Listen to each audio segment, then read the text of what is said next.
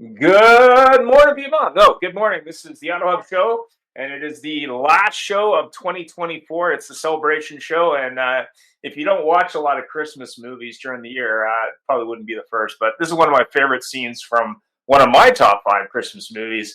The movie is called Elf. If you haven't checked it out, you probably should. It's hilarious. Here we go. Sixth grade starts here. I have one idea that I'm especially psyched out of my mind about. It's one of those ideas where you're just like, yeah. Great. Can you hear it?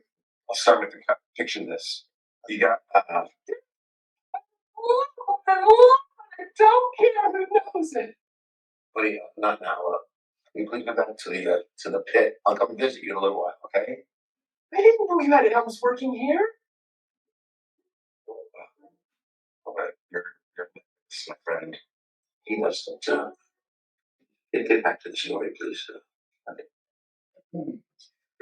So on the cover above the type, does Santa know that you left the work? We're all laughing our heads off. Did you have to borrow a reindeer to get down here? He said, Jackweed, I get more action in a week than you've had your entire life. It's in LA, Paris, and Vail. Oh. Each one of them with a 70-inch plasma screen. So I suggest you wipe that stupid smile off your face before I come over there and smack it off. If you're feeling strong, my friend, call me Elf one more time.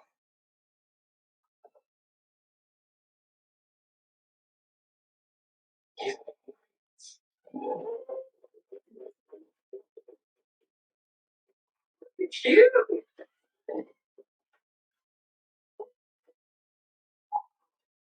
I was ready for that.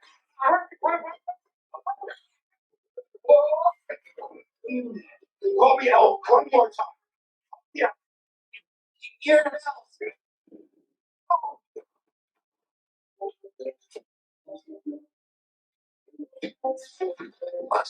He thinks he's an elf. He's mine. Look at mine. He must be a South Pole elf. You get the hell out of here.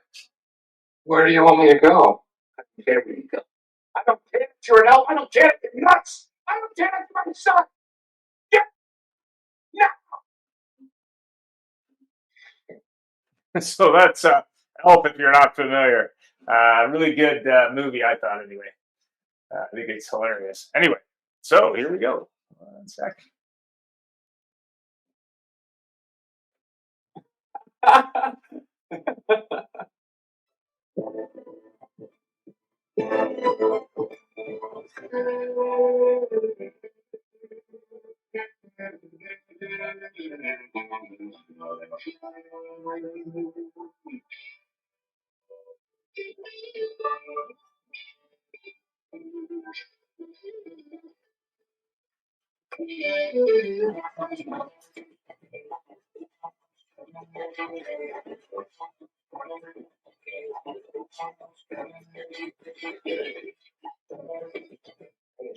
The general manager of Fred Beats Key and Landmark.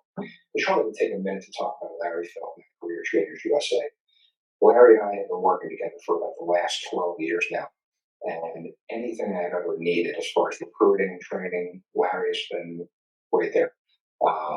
Larry's got me salespeople, he's got me managers, he's got me technicians even through the toughest times in the industry.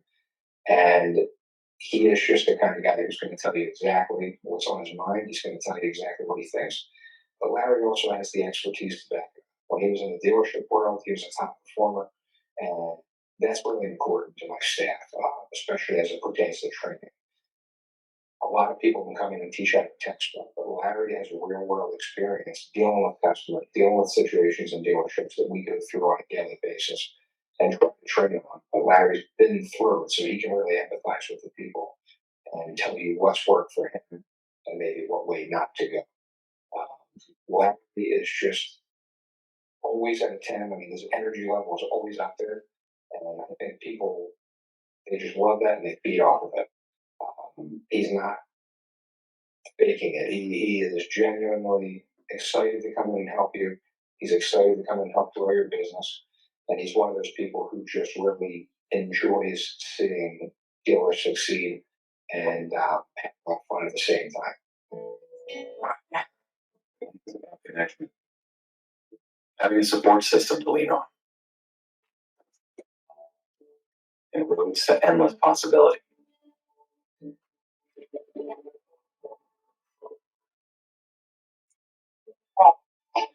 At every turn, guiding the way, we are building the connections that move you.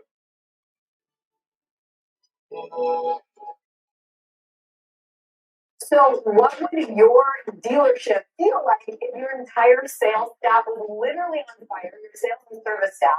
They were nonstop all over social media, completely dominating your marketplace. They could do it in 30 days or less and then continue their education to do it for an entire 6 months or a year. You literally would completely take over the entire marketplace and no one would be able to compete with you. And that's what we can do for you. So when you're walking around your community, whether you're at local restaurants or you're going to the gym, you don't want to be bothered? Fine, you won't be bothered. But a lot of people will walk up to you and say, oh my God, I love your social media. Your staff is amazing. We love what you're doing in the community. We want to come buy a car from you. We want to get an oil change at your dealership. Your community is absolutely going to love you. And it doesn't matter what platform you're on. You could be on TikTok, LinkedIn, Facebook, Instagram, all social media platforms. You will literally be all over the place. Not only will you have ads running, but your own staff is going to be promoting your brand and promoting themselves within the dealership and within the business. So it's like running an ad times 100-fold because your entire staff is participating in the process. I've traveled all over North America. I've trained Toyota. I've trained Nissan. I've been to driving sales. I've been to Women in Auto. I get hired as a speaker for conferences at universities all over the country. And I can help change the trajectory of your dealership right now. All right. And just in case you weren't aware, I am launching another interview once I get it approved. I did it last week. Interesting guy. He's a sales trainer, multiple industries. He's got about 500,000 LinkedIn followers-ish. So it's an interesting interview around sales and the future of sales. So if you're interested in sales as a profession in general, obviously tune in for that. I should have it out later this week. Now, as we go into the Christmas season, I did a survey on LinkedIn, shocking survey, on Christmas movies of all things, or seasonal movies if you're not a Christmas person. And I had 4 choices. So it was Elf, Die Hard, Christmas Vacation, and Home Alone and Other. And I just wanted to get sort of a vote on, what do you guys think is the, most popular movie so far, at least in your opinion? Go ahead, Troy. Well, I'm not gonna lie to you. I watch Christmas Vacation on repeat every year, and if I only watch one Christmas movie a year, it's gonna be that one. But I will. I'll add Die Hard to the list, regardless of what other people say, how controversial it is. Yeah, some people say it isn't a Christmas movie, which I think is kind of interesting, but it's not your traditional Christmas movie, I would say. What do you say, Brandy? Yeah, I'm there too. They're all great choices. For me, classic is The Grinch, which didn't make the list. The Grinch, good stuff. But I'm in a household of kids, so yeah, that's definitely going to come out every year. I definitely, the Griswolds. Who can't do the Griswolds? That's all-time classic for sure. I saw a billboard driving home the other day. It was the Grinch Happy Meal. I was like, really? Like, what are you guys doing? I thought that was really hilarious. If only Sue Snoo, hey? If only Sue Snoo. I was like, really? The Grinch Happy Meal? Like, what does that come with, a green plush toy or something? I was like, wow. Larry, any thoughts? The fries are free. Yeah, the fries are free, I guess. Larry, any thoughts? I'm working on it. Can you hear me? Yeah. So Elf, Die Hard, Christmas Vacation, Home Alone, or Other movie is your good seasonal movie, or I don't know, Hanukkah movie, or whatever it is for the year. The Grinch Stole Christmas is absolutely terrific, but my absolute favorite is Scrooge, which is the Alice of Christmas Carol. I don't like any Christmas movie. In fact, that's one of my all-time favorite movies, period. Yeah. And when you consider how influential that is, how many times that's been borrowed, adapted, the theme stolen, that's pretty cool. Yeah, there was Scrooge with Bill Murray back in the day. What about Fiddler on the Roof? No Fiddler on the Roof for you? Well, I'm not real sure that that would be considered a Christmas movie. No.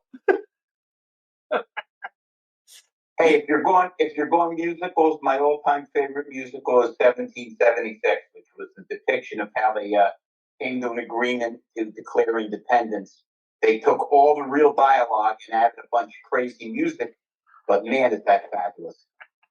Well, I watched on the weekend. It was, I think it was Israel's war. I don't know what that was with all those different countries. I'm not sure the actress who played. I don't know if it's even. That's not even prone. Anyway, she was the prime minister. Really good movie, actually. Really interesting about sort of Golda Meir. Really interesting movie. And if you haven't checked out the documentary about Humphrey Bogart, highly recommend that too. That was really interesting. Not at all what I expected. That guy's life was really interesting. He was married 4 times, but interesting reality for that guy. Anyway, since we're in the holidays, and I know Larry and myself, and of course Brandy and Troy, we're talking a little bit about data. I know, Troy, if you're interested, you can definitely email Troy for a copy of the report. As you look at AI and data, and I actually checked out a really cool, scary, interesting video. I'll put it in the chat, but it's a new AI video piece, which is kind of crazy, to be honest. The site, what it does is you shoot a quick video of yourself, and then it creates an avatar that is you, which is really crazy, and it's interesting at the same time. But what is the craziest thing I guess you've seen? You've seen, in 2024. That's the tool.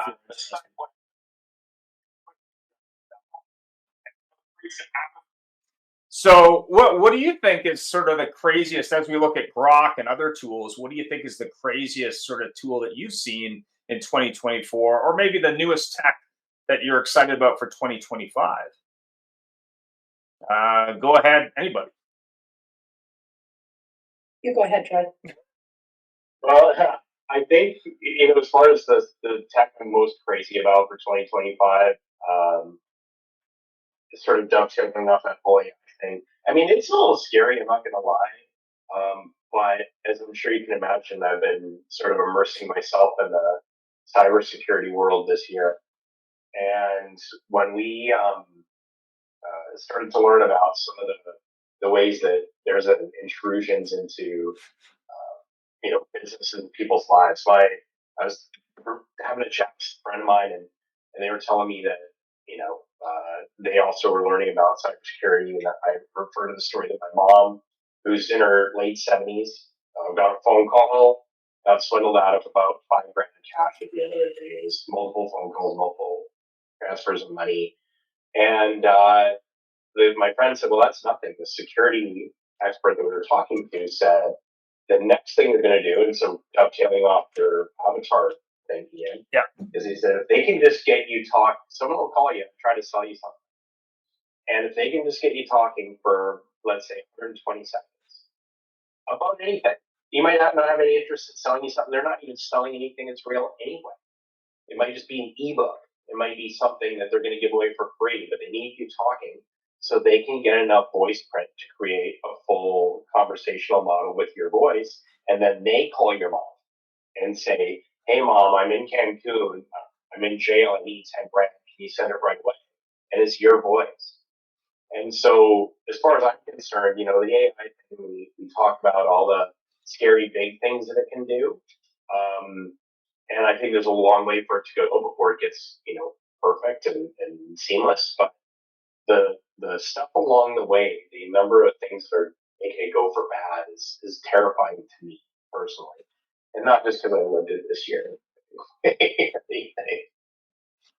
Yeah, I mean, I think what scared me about this tool was once you shoot a 2-minute video, you put it in. Basically, not only will it allow you to say anything, it'll allow you to say anything in a bunch of languages, which is crazy. Like it's just crazy. Like it makes a carbon copy of you, which is really nuts. Like it's really crazy. Well, I think the worst thing about it, Ian, if I was going to be completely honest, is I uploaded one of those AI things where you can try different hairstyles, and it said it was going to look good with my head shape, and it was wrong. Look at this. I mean, terrible thing. I They're trying to sell us something.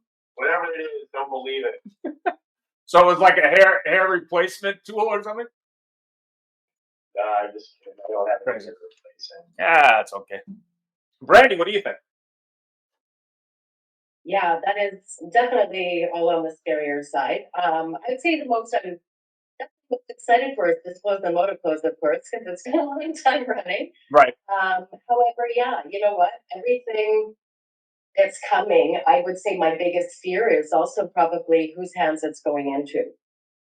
You know, we could talk about the artificial side of it, and what that can bring, but also I think I know too much on the dealer level and on some levels, and the amount not only of fraud that's been coming, but internal loss for dealers from staff. Like I have a few dealers recently that are suing former staff for fraudulent activity Really? without the help of artificial intelligence.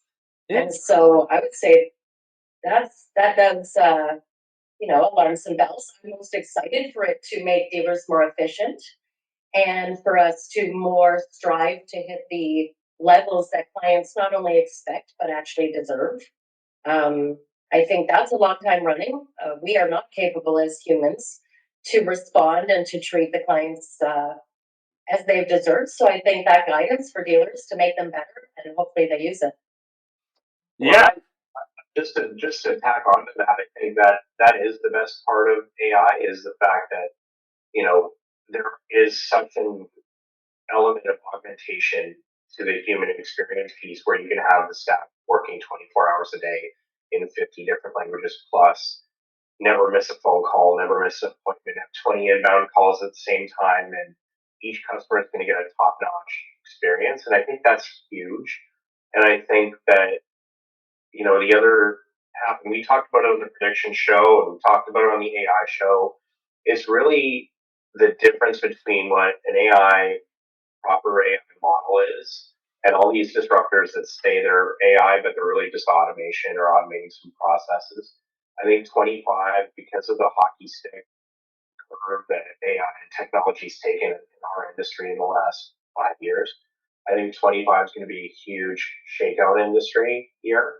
It'll start at NADA and it'll end probably NADA 26. We're going to see a massive flip in all the vendors that are AI. Half of them will be gone, half of them will be bought, some of them will just collapse. But I think that we're going to see true AI within the next 24 months in our business, and the companies that are truly doing it the right way are going to be the ones still sitting there, but the customer's the ones going to benefit. And, in all honesty, our customers are dealers. So, if dealers benefit and their customers benefit, then it'll be something that sticks around for a long time. What do you think, Larry, on the technology front? I know you're a technology guru extraordinaire. What do you think? You hear him picking on me, Troy? Me Always. $200 at 200 dealers that I keep happy. And somehow my stuff is right. All right, here's the situation. Brandy and Troy, you just think I'm a mentally unstable recruiter and trainer, but I actually happen to be a musician, and I've got 5 songs that were in 2 movies, and I'm about to have 4 songs in another movie. And the technology that excites me the most is Peter Jackson, is the Lord of the Rings director, is a huge Beatles fan. Who isn't?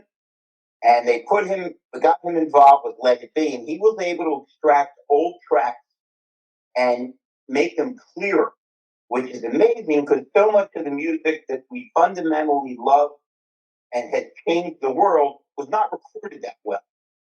So to be able to take those pieces apart and put them back together so they're clearer is incredibly exciting. The technology that I fear the most, Troy touched on it, it's the amount of fraud that's going to be there. It's the stealing of the voices. We thought identity fraud was bad. This gets even uglier and scarier. And I think the thing that I'm also most afraid of is and forgive me, Troy and Brandy, for being so bold, but I honestly believe that half of humanity are subhuman morons. They have to improve to be stupid. And the fact that we're making people less thoughtful and less insightful scares me to death. Now, Troy, Brandy, I just keep getting wealthier and wealthier, thank God, because people need training and motivation more than ever. Because if you think about a salesman 30 years ago, or salesperson, Brandy, they were funny, they were smart, they were charming, they got you involved. That's gone. People don't know how to answer their phone, they don't know how to smile. Worse, they don't know how to listen before they speak. So the fact that we're now going to plug more machines in to do more work is frightening. So embrace any technology that can make you better. Use it to be more effective. But as it becomes more and more of a crutch, and let's face it, all four of us know that's what's going to happen. It's going to get uglier and scarier. But again, it's all plus because we all fill needs for dealers. Brandy, I love telling the story. My GSM came in one day.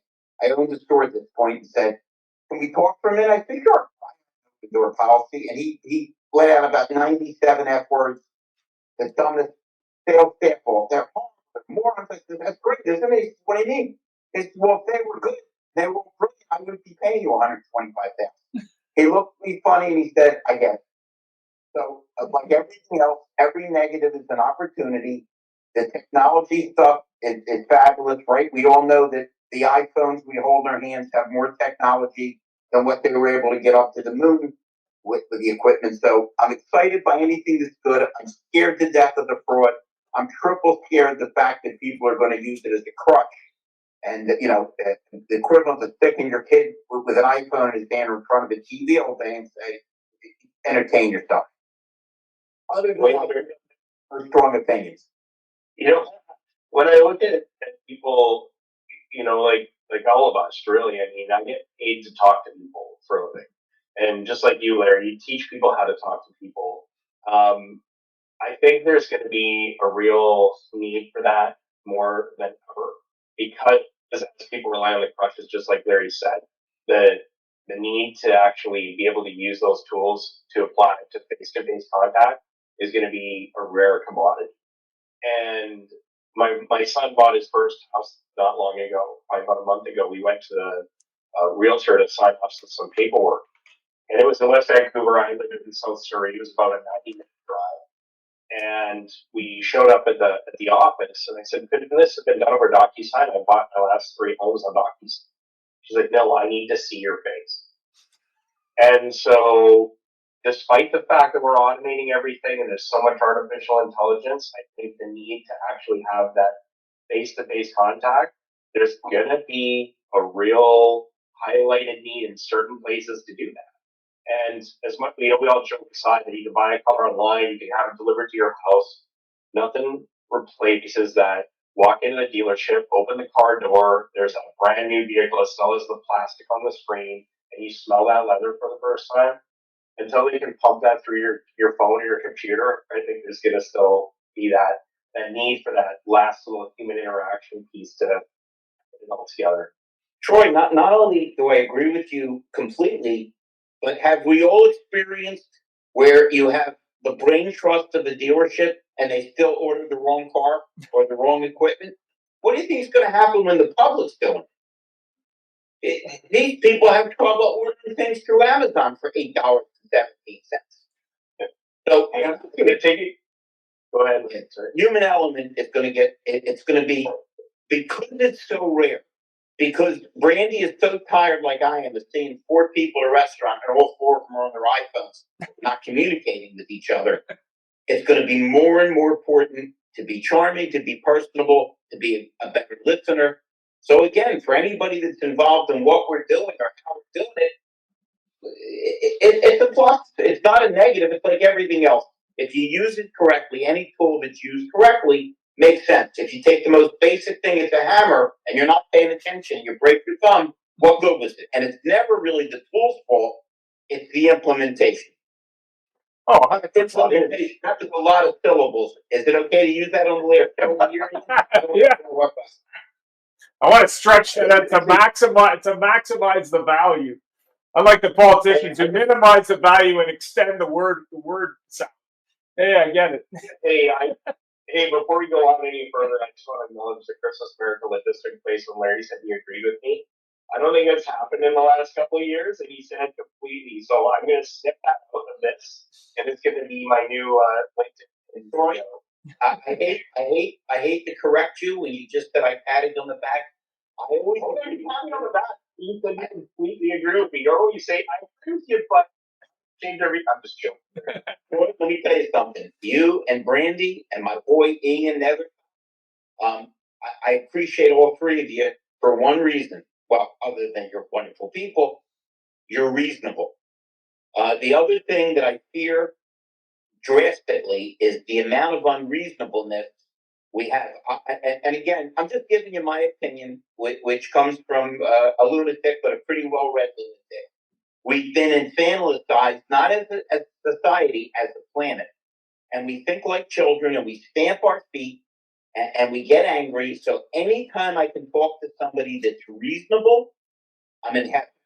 Because I don't know what you're finding, Brandy, but the amount of idiots I'm running into, people that are intractable in their ignorance, that's really, really scary. Because we're in both of our countries, we're seeing what happens when you don't pay attention to who you vote for.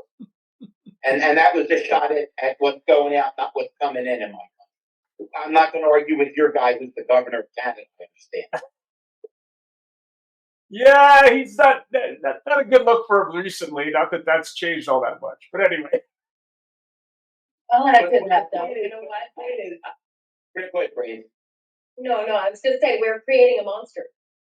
You have to be prepared what you're doing because you are creating a monster. When we change how we react, it's setting different standards, different levels of service, etc. And so sadly, we've kept that at bay for a bit now. And I thought this even the last show that we had this discussion because so when I started in finance, I was 18 years old, and customers would debate between air conditioning and no air conditioning. What is my payment difference? What is it if I get an automatic versus a standard? And now, if you go to do a test drive and the car doesn't park itself, people are like, what? Well, that's not enough. You know, so you look at what we've evolved, and we're talking 27 years. I've been in the industry, but 27 years of evolution. However, I also feel that exactly what you're saying, that human element has to stay in place, and it always will. Even since the internet's been out, and you know, people have started shopping, travel. Some people still prefer to actually talk to their travel agent. My mother-in-law does not want to do the whole travel experience online. She wants to call. She wants to get opinion. And so, you know, I don't know. We can. There are all the scary parts of it, but if we look at how we can control everything with the technology coming out, there's the ticket. Yeah, I we mean, haven't had control before. it's interesting you bring up travel because there's been some heat on that with airlines now saying I'm going to charge you for carry-on baggage. I'm like, what? Like, that's like the only thing they were charging for. Hey, Ian, now that I've completely agreed with Troy, I'm going to somewhat disagree with Brandy. It's my turn, right? Well, no, smart as you are, I listen carefully. I love challenge. And the reason I disagree with you is we don't have control. And the reason we don't have control, most of us have forgotten that it's the customer, the person spending the money, that actually has control. And you can bully them or you can condescend to them, but the smart thing has always been to listen to them, to empathize with them, and to maybe throw a little charm in. And that's the real magic that Troy and I were talking about, that you're talking about, that has disappeared. We don't know how to socialize. We just don't know how to make people feel comfortable. Ian has had me on his show. I met John Kostakis through his show, and he brought me up to promote. And everybody that comes on his show at some point reaches out, or I reach out to them, and we become buddies. No one has complimented me on my brilliance or my technical achievement because I'm lacking in both. They always say the same thing. This guy's crazy. I think I like him. If that isn't there as a core element, okay, you're done. And that thing has disappeared. It's just, and then when you throw that on top of the mentality we have, Troy, I love to ask newbies when I'm training them, what do you think car sales people talk about? It's not sex, it's not sports, It's that there's no business, and then when a car pulls up, three idiots go, he doesn't look like a buyer, send the rookie out. So we already have a predilection to not wanting to be aggressive and understand everybody's there to buy a car. But then you throw in with the fact that we've been these, Randy, this drives me berserk. Berserk. Ian has gotten me business. Tell her if I'm lying, Ian. No. And here's this book. Don't tell him Definitely- not to me. Definitely not. I have people say, "Hey, here's a phone number. Call them." Really? Yeah, really. Here's the phone number. And they're like, "Really?" Now, why the hell should you get a medal in 2024 for answering your phone? But this is how far we've evolved. I get people that I reach out to, and I say, "I like your resume. Call me." What do? They text me. I didn't ask them to text me because they're afraid. I get people to call me and hang up because they weren't expecting to get a human being. That's how far we've evolved. So as far as the control, the only thing we can attempt to do is bring it to a human level and empathize as much as possible and be as friendly as possible. But that's the problem. We don't, the customer always had control, and now we've advocated a lot of that by making things voiceless on hand. And Troy, we've been there. We've seen people text us things that they think are funny, and all of a sudden we think you're a misogynist or a racist. They don't understand it without an inflection or a tone of voice there. Well, I'm getting very insightful today, Brandy. Apparently my meds are working. Yeah, it's funny you bring that up. I was at the gym early this morning. I was talking to a young man who came here from Hong Kong, and he was asking me for relationship advice. And I said, "Well, what's your goal?" He says, "Well, I'm not sure what to think of women today." I said, "Well, what do you mean by that?" It was kind of interesting. But I said to him, I said, because he was intimidated by marriage even, and I was like, "What's your experience?" He goes, "Not very much." I'm like, "You might want to start with some experience before you make that decision." So it was like a fear of everything. It was like women are a problem, relationships are a problem, marriage is a problem. It's like, well, why don't you start by dipping your toe in the water? I don't know. I don't know what to tell you. It was just kind of interesting. Well, that's all because it involves a human being talking to another human being, and I think we're a couple generations removed from people being comfortable doing it. Like my son, my oldest one, during COVID, him and his circle of friends used to get together on Zoom and they'd watch a movie together because they couldn't get together in person. So they'd have a laptop and an iPad or a phone or whatever, and they'd get together on Zoom so they could all be in the same room together and they'd watch a movie. And that was great during COVID. And then let's fast forward 18 months later, it's all in the rear view, everyone's back together again. And my son comes up for dinner and he eats really fast. He's like, "I gotta go, I'm on a call." And I'm like, "What are you talking about?" He goes, "Well, we're doing a movie." And I'm like, "You could be in the same room, right? You know that." And he's like, "Yeah, we prefer to do it this way." And it's that whole notion of, your friend in the gym, if you're terrified to talk to somebody in person, no wonder why everyone's just looking at their phone and swiping. Well, I see these people who walk in. I see these people walking in the gym, and they've already got headphones on before they even walk in. Like that's like their whole life. It's like I got a mask on, I got headphones on, and I'm walking around. Like, what do you do? Go ahead, Larry. Troy, if that's your son's attitude, I wouldn't be expecting grandchildren anytime. In all fairness, though, we did talk. We've talked and had some conversations about it. He's a lot more social now and all that stuff. But it was just that was that crystal clear event for me that said, okay, there's the evidence. If I ever thought that there was something going wrong with this generation in terms of the way maybe it was COVID, maybe it's the generation, maybe it's the digital environment. I don't know, but it's all of that together. That was sort of the evidence I needed to say, okay, there's a problem. But I'm happy to say we're making progress. Can I add something in, Troy? I think one of the great laws of unintended consequences is how wonderful we all thought it was when Steve Jobs came up with the iPhone, but the destructive quality that had in people's lives, the addictive nature of it, and how it's distracted. I'll tell you one that's uglier than your son. If your son's with you, I'm sure he's going to be okay because you're pretty damn level. Brandy, I'm not making this up. I'm on a call, and they were saying, "Feldman, we respect you. What's your opinion about what skills people are going to need in the future?" And I said, I think they're going to need to get better on the phone and get better at this. Pretty much what I said today. And he said, Larry, I respect you to death, but you're wrong. Now, like you, Brandy, I love to be challenged. I love the debate. I said, why? He says, well, let me tell you about my daughter. She's really bright. I said, okay. And I got her an iPhone, and she has never made a call. I said, I'm sorry, say that again?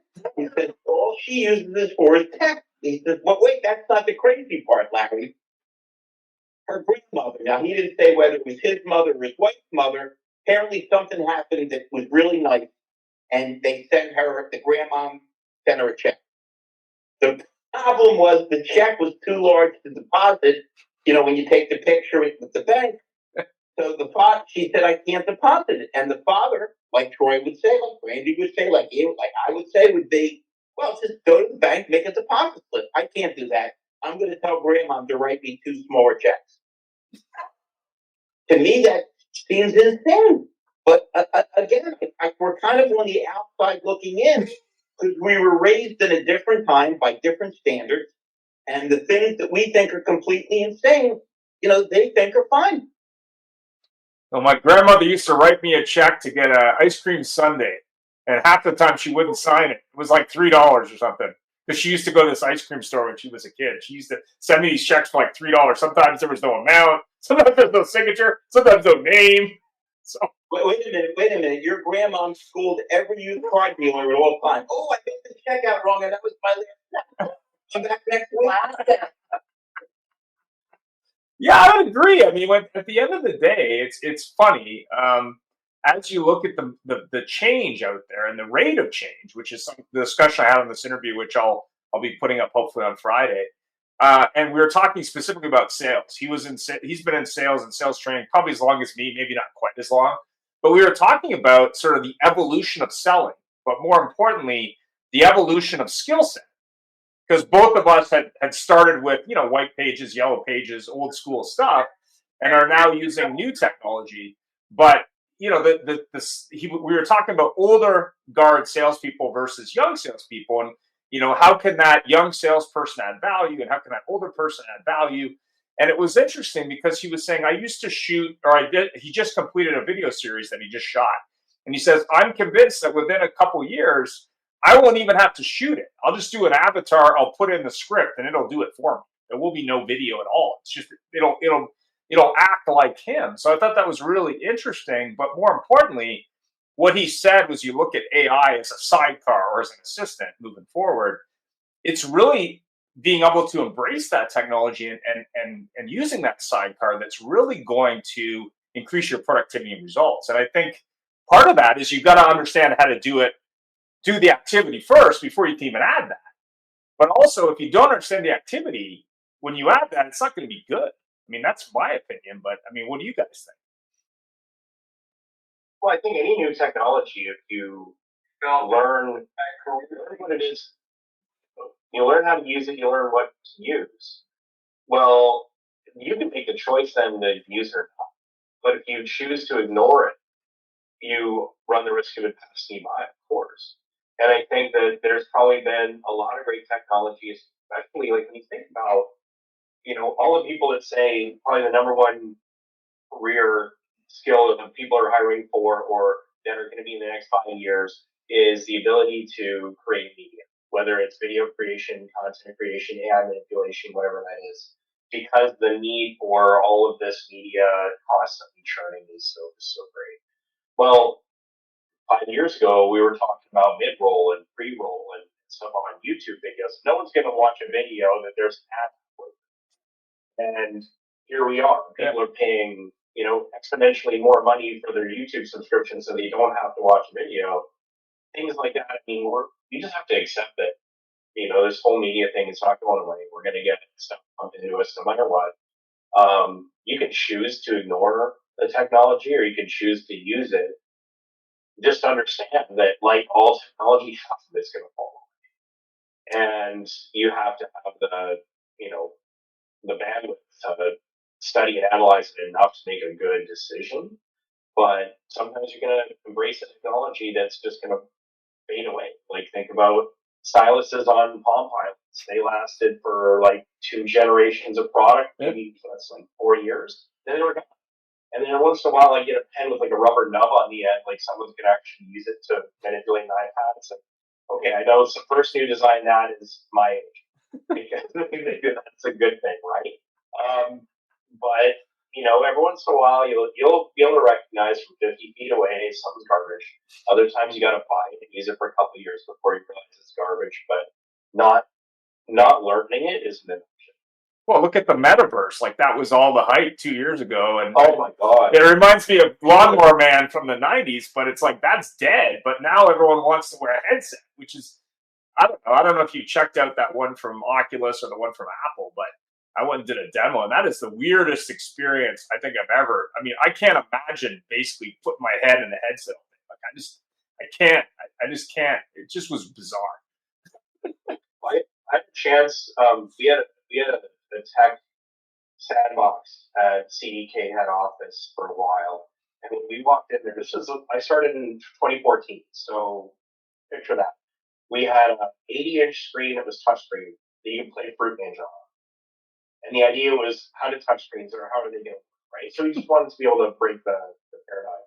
Then we had all of the form factors of phones and tablets that were out at the time. How does software present on it? What do people like? Which one can you hold? And then we had a first gen Google Glass, and you put it on. It had a little, like I've got a photo in my LinkedIn of me with this little tiny screen right here, and it was really off-putting for a while. But it took me about 8 minutes to get used to it, and the next thing you know, I didn't even see it anymore. All I saw was like words sort of flipping every once in a while, and now the technology is 11 years better as far as overlaying all that data and that sort of thing. I got a little projector heads up unit on my windshield. My wife hates it. She's like, how do I shut this thing off? Because I don't like things floating in front of me. Eventually, we're gonna be like, wait, if this isn't floating in front of me, I'm not gonna know what it is. I'm not gonna look at it. It's not gonna exist. So I don't know. It'll be interesting, that whole headset thing. I think there's an environment that is anti-social enough to actually. And some people are probably going to make it work. The good news is, I think we're a ways away from it. Well, at least I want to be retired. I want to be retired on a beach before people start doing well, think about a family sitting in a living room with all of them have headsets on, and the dog's like, "What the hell is going on here?" It's bizarre. But what do you think, Brandy? I mean, obviously, there's a lot of tech moving forward, and it keeps changing. I know Apple just launched their AI phone. I don't know if it's good or not, but it's kind of interesting.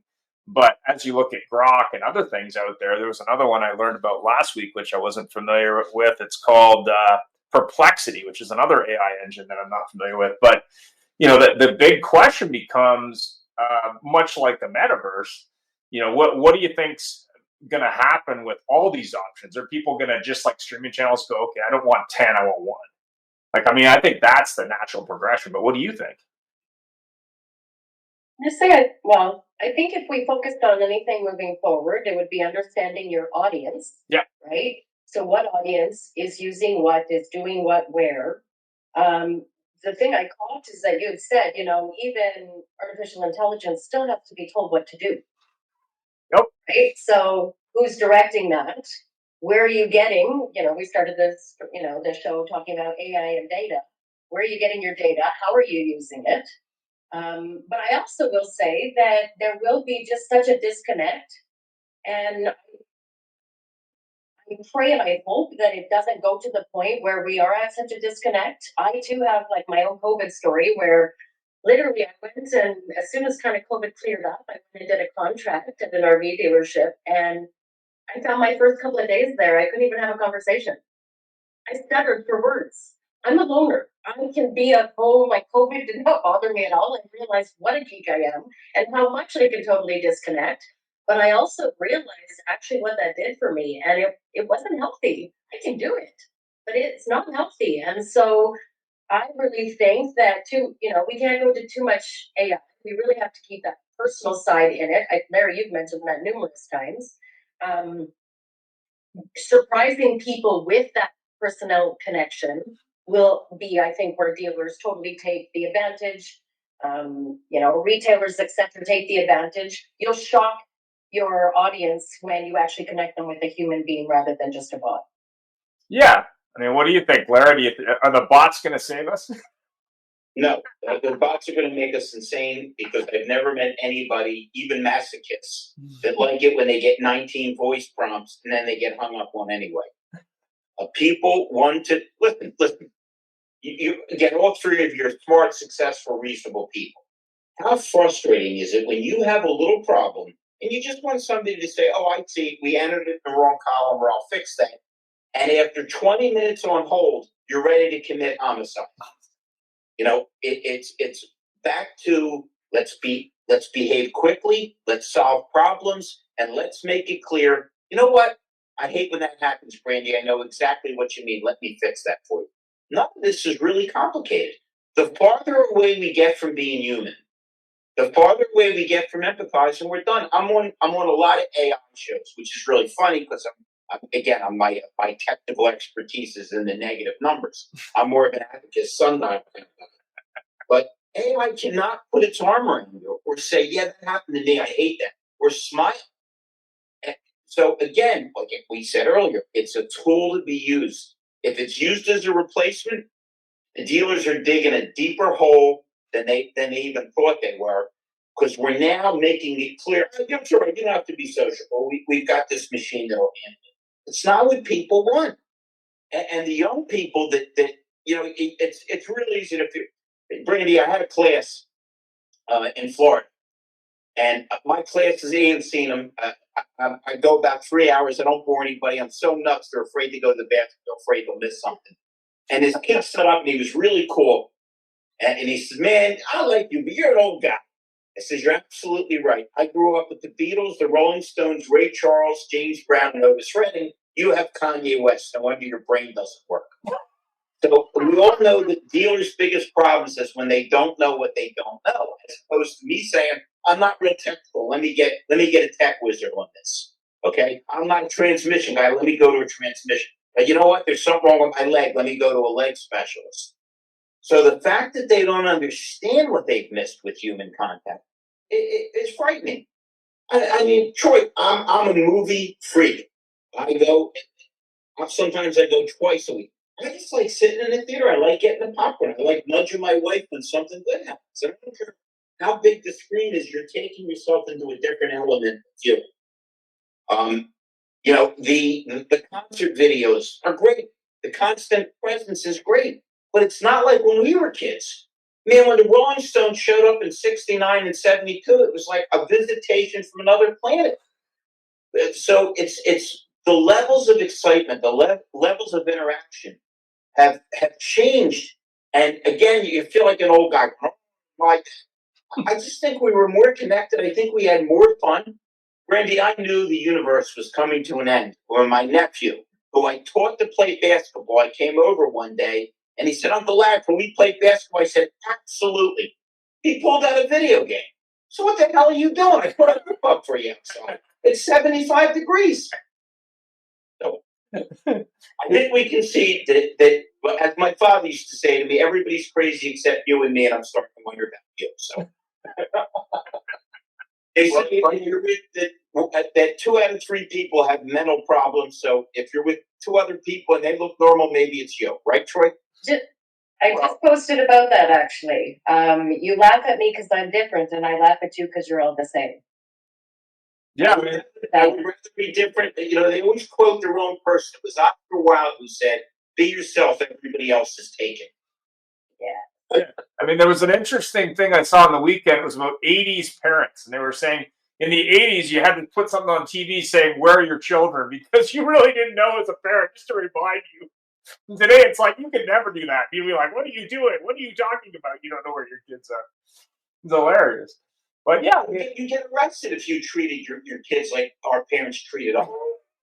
They threw us out. Go play, and then come home for dinner. You'd be arrested now for neglect. oh, 100%, 100%. And I think that's part of it is that there's too much kid gloves going on, and there isn't enough like figure it out. Like that's what I was talking to this kid about this morning. I said, "You don't know, so go figure it out. Like go make some mistakes. I mean, they may not be perfect, but you got to learn by doing. You can't learn by just learning stuff. And it was funny. I watched an Elon Musk video today about learning, and his philosophy on learning is learn the tree, then learn the leaves, then use that knowledge. And he says the problem with universities is they teach you to memorize stuff, but they don't teach you how to do anything. And I thought that was really insightful. But not to think. Yeah, exactly. So, any big plans for the holiday season? I know in Canada, our idiot prime minister has given a GST break on some things. Whoa. You'll get letters from the idiot Anti-Defamation League. Well, you're equating them with him. It's a GST break on some things, and it's optional from what I understand from the retailers, which makes me laugh really hard. What's your big holiday plans? Honestly, like we got nothing going on. We're sticking around the house, just enjoying. I have a 7 and a 10-year-old, 2 girls, and so yeah, that's the enjoyment for sure. Larry? Yourself? Oh, me? Yeah. Well, listen, I'm rocking. My band's playing on the 21st. We're playing our annual holiday show at John and Peter's in New Hope, PA. As a matter of fact, I think Peter Smith is going to try to venture down. Rock and roll. And then, of course, I will, being Jewish, I will watch my full array of holiday Christmas shows. We will definitely check out The Grinch and Charlie Brown, and I'll watch Scrooge 2 or 3 times. Big holiday. It's whether you're Jewish, Christmas, whatever the hell you are. It's such an interesting holiday because it embraces the culture of togetherness, family, and all those things that are sadly neglected. No Festivus for you, really? Hey, Seinfeld's done. That's done business, Well, first of all, every Monday we get to do the airing of grievances again, so it's Festivus all year round. It's true. It's No Kwanzaa celebration? No big Kwanzaa? Yeah, I mean, I try and spend time with family, so I'll be at my brother's house in town, and actually, really shockingly for some reason, his wife wants to do Chinese food for Christmas Day. I'm like, Chinese food? That's kind of random, but whatever. I guess they're open. Is this your brother, Sean? Yeah. It was like Chinese food. Doesn't know if Canada wasn't turbulent enough. Myself and Sean and Ian are teaming up a little bit to do even more extensive recruiting and training in Canada. So there'll be a few more international incidents, Troy. Stay tuned. Yeah, if you are looking for recruiting and training, the AutoHub show does have a new page for recruiting and training, which is obviously powered by Larry and his team and my brother, who's a headhunter, my older brother. And also, we will be launching a new show for 2025, which will be a fixed op show. Details to follow. If you're going to be at NADA 2025 in New Orleans, I'm going to be at the Velo booth, but I will be traveling around. Just feel free to reach out and book a time because I've already got about 15 book times already filled. So I will be in New Orleans with my wife. And actually, Joel from VidCalls will be there, as will Melinda, as we launch our real-time language translation for websites and for VidCalls. We're doing a pilot, which will be at no cost to any dealers who want to take it to the next level to go to 11 with their multi-language piece. And then, of course, we'll be sure interviewing Troy and the boys at CDK. We've got to work that out, but hopefully I have a better relationship this time so I don't have to have that public relations person going like this when I'm doing interviews. But I will have my speaker with me this year, so it's all good. Brandy, will you be there too? Will you be at NADA in New Orleans? You should have I miss you, but I'll certainly look forward to seeing you, my buddy. Yeah, and I can't wait to see everybody. And our booth is tucked away in a corner somewhere typically. We're a little tough to find, but when you do find it, come by and see us. It's definitely worth it. We're going to be showing off all our concept cars too and some new stuff that we're launching. But ultimately, I love the energy of NADA. It's going to be my first one in New Orleans. I missed the previous one. It was before my time. But I'm excited to see everybody face to face. And, that whole thing, a joke about the publicist, like when the 3-letter of your company is in automotive news every single week, we have to be careful. Oh, I know. I just thought it was funny. I'm not going to be on this show. That's right. I just thought it was funny. I mean, it wasn't funny, but it was kind of interesting. No, it wasn't as interesting as the gentleman last year who got booted out of your booth because he was making some statements. Not that, no names anyway, but there are some people in automotive who misbehave. I get it.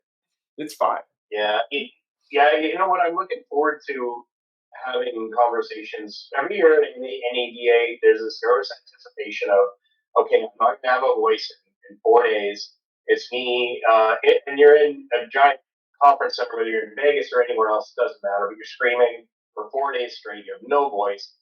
Your feet hurt, your back hurts, your knees hurt. But when you walk out of there, you realize, okay, that was actually really fun. And so right now we're still in nervous anticipation mode. For my Christmas couple weeks, I'm actually going to our place in Mexico, and I'm going to be analog for 2 weeks. We're going to sit on a beach. We're going to sit at the pool. We're going to drive to Todo Santos. We're going to have a nice chill time, talking with people who are amazing. The only technology we use every single day, and I'll be honest with you, we have our phones in our hands because we rely on Google Translate. My Spanish is worse than my English, believe it or not. And my neighbors, they and I don't understand each other, but we have an amazing time because of that technology. So, that's the only non-analog thing we're Troy, how long have you been married? We just had our 10th year anniversary, God. Well, if you're married that long, then you're used to communicating with people that don't really understand what you're talking about anyway. It's been she's teaching me how to communicate every single day. I have nothing negative to say. I've got nothing but great stuff. And not because she's in the other room and listening to everything I say right now, but more importantly, no. If she's listening, that last comment was from Ian, not me. I would never say anything. She's only hearing one side of the conversation. I have to go explain it all to her later because she's also not going to watch the YouTube video. Too much. She's not going to watch it. Now I'm celebrating a big anniversary next year, 25 years. So I'll be doing something. Haven't decided yet, but it's probably going to be a road trip actually, just because I've looked at all this stuff and it's like I'm not going to Hawaii for $7,000 in a pass. Anyway, Brandy, what is your thoughts on? I mean, you're not going to NADA, but obviously maybe we can twist your arm for 2025 or 2026. But what's your thought as we enter this with the NADA? Have you ever been to NADA? Oh, I have not. Something tells me when it's time. Yeah. This is the group I want to be with. Well, don't do SEMA first. Do NADA first. SEMA's a totally different thing. I've done SEMA before. That's crazy. I've done SEMA before, and that's honestly, it's like you can only see so many tires and rims. Like it's like a fire hose. Woo! That was brutal. I don't think I'd do that again for a couple of years. It's too much. No. What one wheel presentation is apropos? 712 is slightly over the top. SEMA was insane. Oh, crazy. Well, you might want to ease in there and go to NIADA or NAMAD, NAMAD, because NIADA or Used Car Week, you only get about 2,000 people. So before you hit the 60,000, you may want to start with a lower amount just to get a sense of it, because conventions are conventions. But when you look at NADA, and granted, I'm happy it's not in Vegas this year because I'm just Vegas out. The advantage to it is not just the fact that they're exhibitors and dealers. The advantage is really connecting with those people that maybe you never connected to in person or you haven't in a long time. I always find that I connect with people that have been connected to me, whether through the show or on LinkedIn, for many years. But also it gives me the ability to connect to a lot of people in one place, because pretty much everybody from North America, but even internationally, shows up. So it's, with the exception of Russia these days for obvious reasons. Any final thoughts from anybody? Well, how about this? Let me just wrap. I mean, we had an interesting year at our company. I had to leave the show for a few months while we got ourselves turned back around. But yep. This year, if nothing else, taught us to really value the folks that stuck by us during everything. And I'm grateful to all of our customers that are listening to this, all of our vendor partners that stuck with us, people that are on this call, and all the folks that are on the show on a regular basis didn't make it today. It's people like you that make me want to get up in the morning and come back and do this thing every day. So, hopefully 2025 brings a little bit more stability and forward momentum. But I'm really grateful for you guys and for the show, Ian. Thanks very much. And for our customers. But 2024 is a challenge. Can't wait to get it in the rear view. Start over again next year. Fantastic. Brandy, any thoughts on what happened this year? What's going to happen next year? And your thoughts? Everything Troy said, of course, absolutely, verbatim. And really more so, and kind of how we started. Just I hope that everybody utilizes the tools in front of them, understands their audience, spend some time understanding the difference of working on your business versus working in it. And if you need any help, my new mantra, and I really think this is where I had to really reconnect after COVID, etc. But stop selling and start helping. If I can help in absolutely any way, to anybody listening, to anybody, I'm not going to charge you for my time. I'm not going to charge you for my experience. I am truly happy to help. That's a great philosophy. Larry, we know you have no opinions, but go ahead. Wishing everybody the healthiest and happiest holidays. Excited for 2025.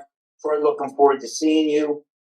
Brandy, I would love for you to have a copy of my book, Enter More on Demons. You too, Troy, if you don't have it. If you guys send me your address, I'll send you a copy. I think you'll both laugh a lot. I think you'll both like it.